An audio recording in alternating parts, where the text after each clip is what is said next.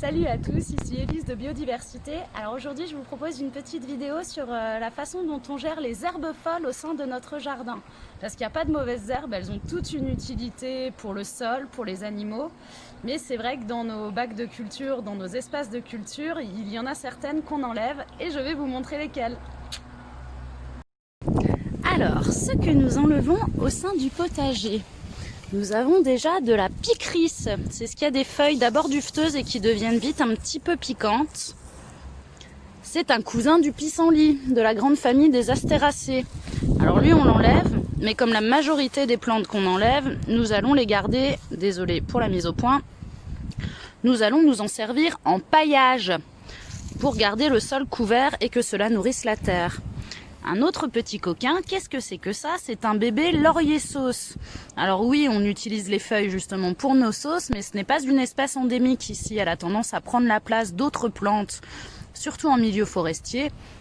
Et ici, je vous avoue qu'on va pas non plus faire une plantation de laurier, donc on l'enlève aussi. Il est déjà bien ancré le coquinou avec la petite graine de laurier. Qu'est-ce qu'on a d'autre? Là, vous avez de l'onagre rosé. Cette petite plante-là, on l'enlève. Par contre, évidemment, on n'enlève pas les bébés fraisiers. Tout ce qui est pavot de Californie et coquelicot, on les laisse fleurir et on les enlève, on s'en sert en paillage à la fin de la floraison. Du coup, il y a quand même pas mal de graines qui vont retourner à la terre et on est sûr d'avoir à nouveau plein de jolis coquelicots et de jolis pavots de Californie pour le plaisir des yeux et des abeilles au printemps prochain. À une autre coquinette, ça c'est de l'euphorbe. Désolé pour la mise au point à nouveau. Voilà, grande famille des euphorbes. Alors il y en a plein, je ne connais pas le nom spécifique de celle-là. Je peux vous en montrer une autre dans notre bac faune. Hop là, qu'on appelle l'euphorbe herbataupe, qui est un petit peu plus grande et qui a la réputation d'éloigner les taupes. Alors le latex des euphorbes peut être toxique, donc il faut éviter de trop s'en mettre sur les doigts et surtout de s'exposer au soleil derrière. C'est globalement une plante toxique d'ailleurs. Juste un peu plus loin, nous avons le grand copain des jardiniers, et je suis ironique, c'est le liseron. Liseron, la même famille que les hippomées.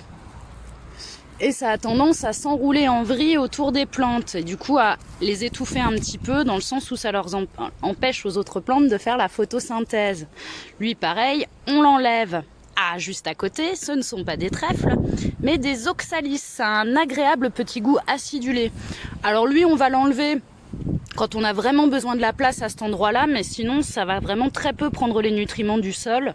Donc on a tendance à les laisser histoire de pouvoir grignoter une feuille ou deux. L'oxalis qui est juste ici.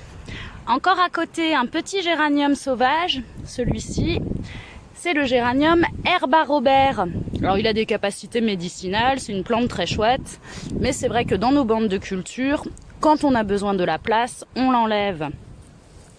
Même si on va le laisser se développer tant que la place n'est pas utile. Ah, une autre feuille que je vois juste à côté, ça c'est une feuille de laiteron, encore un cousin du pissenlit.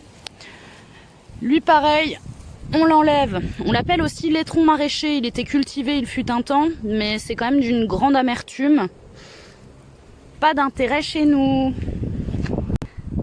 D'autres coquines que l'on va aussi pouvoir enlever. Alors ça c'est de la vesse. Les fleurs et les feuilles sont comestibles, c'est de la grande famille des fabacées, les haricots et compagnie. Alors c'est sympa, ça ramène de l'azote dans notre sol, du coup pareil, on va l'enlever uniquement quand on a besoin de la place. Le bébé vesse, là on voit la jeune gousse. Et juste à côté, qu'est-ce que c'est que ça? Ce sont des carottes sauvages. Pareil, ça a un intérêt dans la décompaction du sol, c'est les cousines de nos carottes cultivées. Mais elles, quand même, elles vont prendre des nutriments et de la place dans nos cultures. Donc, on va les enlever. Vous voyez, elles sont au pied des choux perpétuels, les choux de Daubenton. Et là, encore une autre petite coquine. Alors là, c'est une nigelle que vous voyez ici. Elle, on ne l'enlève pas. Elle, par contre, c'est du mouron rouge. Alors, ça fait des jolies petites fleurs orangées. Pareil, on va l'enlever uniquement si on a besoin de la place. Parce que c'est joli et ça fait un couvre-sol intéressant, sachant que le sol doit toujours être couvert et jamais travaillé. Et encore une autre qui était cachée. Ça, c'est une cousine du trèfle, dont le nom m'échappe à cette heure-ci.